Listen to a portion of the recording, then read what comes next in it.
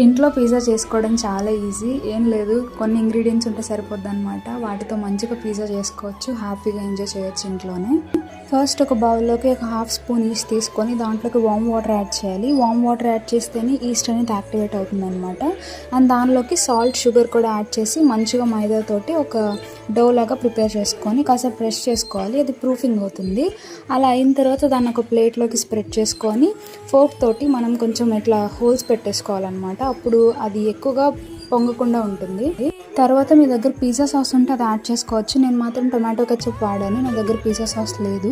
ఇంకా టాపింగ్స్కి వచ్చేటప్పటికి నేను సింపుల్గా చికెన్, ఇంకా మష్రూమ్, ఇంకా ఆనియన్, టొమాటో వాడాను. టొమాటో నాకు నచ్చదు, అలాగే చీజ్ కూడా ఎక్కువగా ఉంటే నాకు నచ్చదు. ఇంకా నాకు నచ్చినట్టు నేను కస్టమైజ్ చేసుకున్నాను. ఎయిర్ ఫ్రైయర్లో 180 degrees దగ్గర ఒక 10 to 12 minutes పెట్టుకుంటే ఫస్ట్ బేస్ అనేది కొంచెం రెడీ అవుతుంది. తర్వాత మళ్ళీ ఇంకో 10 minutes పెట్టుకుంటే పిజ్జా రెడీ అయిపోతుంది. చాలా బాగుంటుంది.